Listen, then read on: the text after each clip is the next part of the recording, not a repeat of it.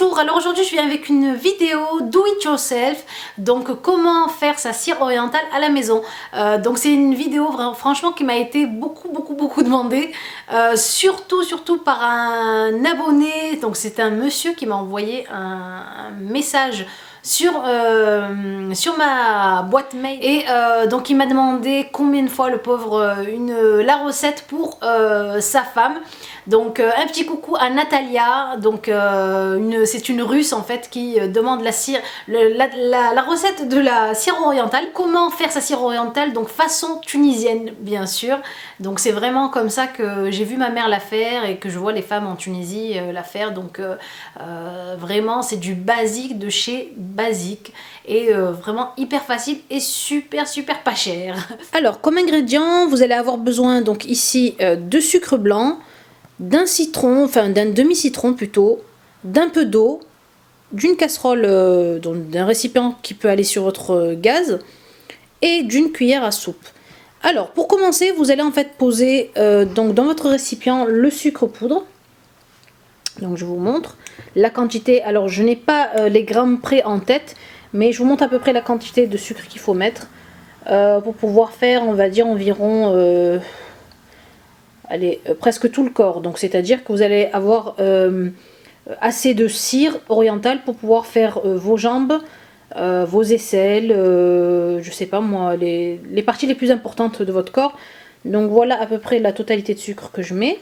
Après, ensuite vous allez venir prendre votre demi-citron comme ceci et vous allez en fait donc presser un tout petit peu de citron donc sur votre sucre. Donc s'il y a les grains à l'intérieur, c'est pas grave, hein, on peut les enlever par la suite. Ensuite vous allez avoir besoin donc de votre cuillère à soupe, d'eau plutôt, et vous allez verser en fait l'équivalent de 2 cuillères à soupe d'eau seulement. Voilà. Donc c'est seulement ça la recette de la cire orientale. Et nous allons le poser donc sur un feu très doux en attendant donc qu'il devienne couleur caramel. Et alors attention à ce que la cire ne brûle pas, il ne faut pas que la cire devienne noire. C'est vraiment couleur caramel. Alors voilà, donc là notre sucre est devenu donc caramel, couleur caramel. Et c'est à ce moment-là, avant qu'il ne noircisse, que je le descends. Alors, en attendant que ma cire, donc que mon caramel refroidisse un peu, je viens en fait dans une assiette mettre un tout petit peu d'eau, mais vraiment un tout petit peu. Voilà. Donc si on a trop, je viens vider l'excédent. Donc et vous allez comprendre pourquoi donc on a mis l'eau dans l'assiette. C'est pour qu'en fait qu'une fois qu'on aura posé donc notre cire dans l'assiette, on aura plus de facilité à la travailler. Alors voilà, donc la cire a un peu refroidi. Donc on va venir donc la travailler avec notre moitié de citron. Donc je viens tremper en fait mes doigts dans le citron pour pas que la cire ne colle quand je la travaille, et je la ramasse donc comme ceci pour en former une boule. Voilà. Une fois qu'on a eu donc la boule, en fait comme ceci dans les mains, je viens mettre un peu de citron sur la boule et je viens la malaxer. Donc je mets du citron aussi sur mes autres doigts et je viens donc la malaxer comme ceci.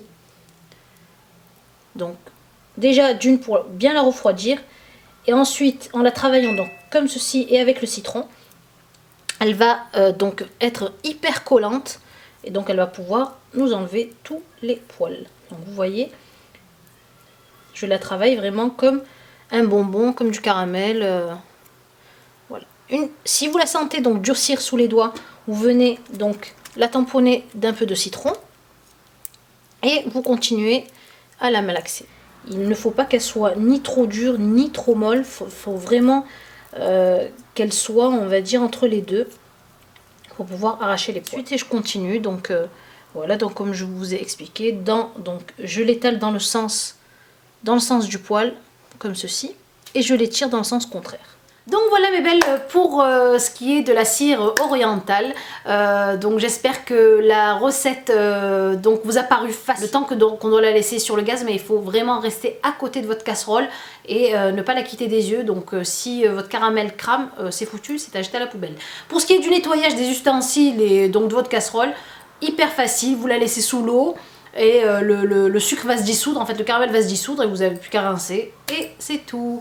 Voilà, je vous fais de gros bisous et donc si vous avez des questions sur la cire, vous me les laissez sous la vidéo et je vous dis à la prochaine vidéo. Au revoir les belles.